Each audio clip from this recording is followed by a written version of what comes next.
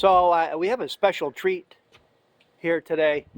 I'm with Paul, and we are looking at what year is it, Paul? 2015. We're looking at a 2015 BMW 1200 GS. This is an adventure touring bike, and I'm told that the Harley-Davidson Pan America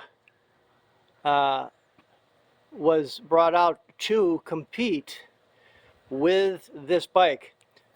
Paul, can you tell us a little bit about this thing? Sure. I think one of your earlier questions was, do I like this bike? I have to say,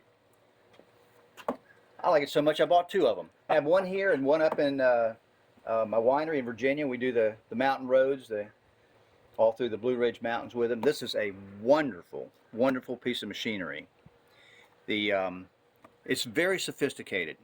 It has, I think it weighs 525 or so pounds, and it goes about 120, we say 25, it's about 123 horsepower. So you know it'll pull you down the road. You better hold on to the handlebars, especially when you use, on this motorcycle and my other one, it has the Pro Shift, which means you don't have to use the clutch.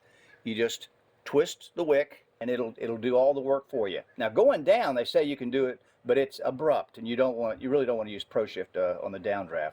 So it's similar to some of the other bikes I have. Fixed fairing. The front, yeah, fixed fairing in the front.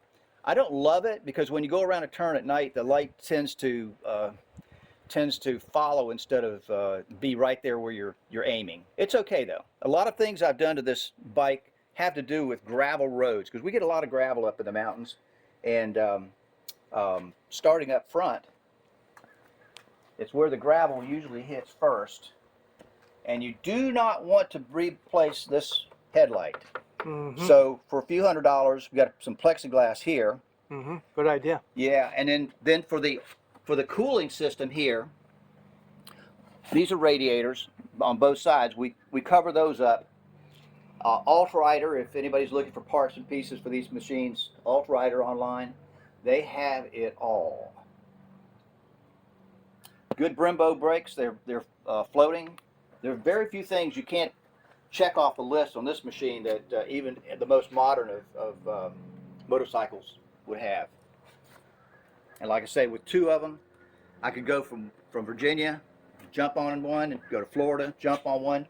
There was only, if you said one thing that I did not like about this motorcycle, it would be the seat.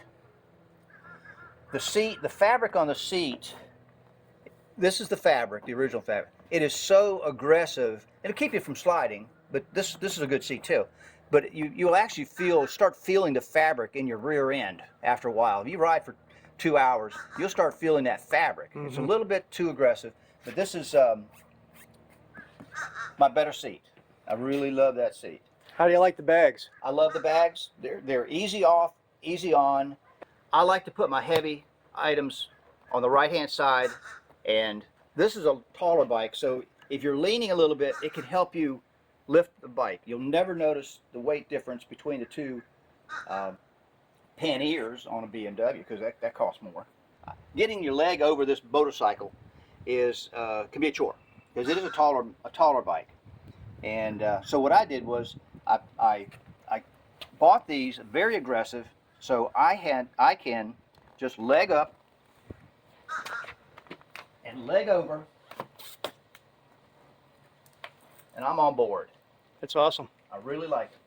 Now, up front, like your cars, you know, everything's getting more sophisticated. Remember, this is a 2015, and this little piece of equipment up here, I thought, well, you can buy a little Garmin. You can buy a Garmin for, like, back then, probably $175. Well, the dealer said, we'll get you one of these for $880, I believe was the bill back then. I said, $880? I could just put a Garmin up there. $200. He said, this is not a Garmin. It shows you where to go, but after that, it really shows off. This is the BMW Motorrad 665. This shows off when you start doing when you start operating the motorcycle, this becomes a part of the brain of the motorcycle. It's all touch. It tells you more things than you'll ever need to know, factually. Down here we have the cluster. You think, well, it's just a cluster. Well, this motorcycle has down here. Dyna it just improves everything, makes everything crisper. Enduro gives you torque at the bottom end, so if you're climbing a hill or going through the jungle, that's what you need. And then you got Enduro Pro, which is even greater. And rain, if you just don't want to, if you want to get off in some power, get that rain going, and you're a little bit safer. The road is the normal, and I usually do the Dyna, which is the best. So a lot of things happening on the cluster. We love it. It's got cruise control if you're on a long trip. It has a windscreen that is adjustable. So if you're in a bit more wind, or you got a different helmet on, sometimes that's nice to be able to adjust. Can you start it up for us? Yeah, sure.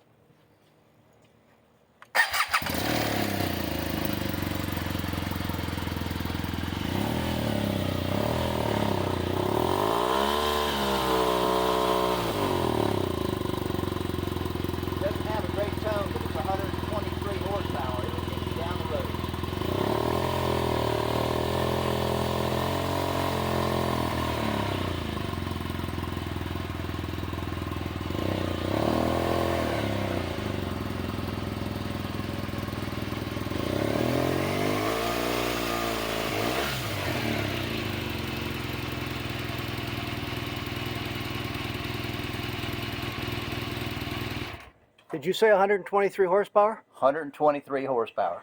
Paul, Haven't done anything to this engine at all. It's a monster. Like I say, you better hold on tight when you. And this is called the Boxer. This Yes. is the Boxer engine. 1200 Boxer. Why do they call it the Boxer, Paul?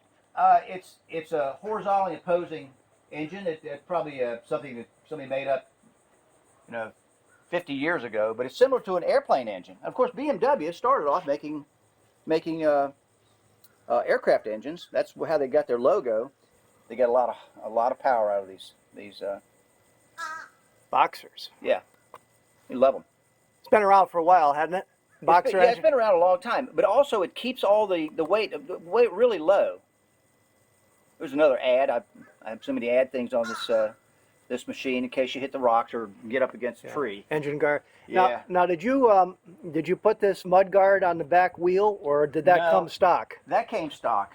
I've seen a lot of people take that off. It's not a good idea. That's kind of an interesting idea. Yeah, it's just floating out there. Yeah. In the middle of nowhere. Well, this is a real beauty, Paul. Well, it's a lot of fun. It is a rocket, sophisticated rocket. It's like something out of the Jetsons. Whole lot of fun. This is one beautiful machine. Thank you, Tom. Always a pleasure.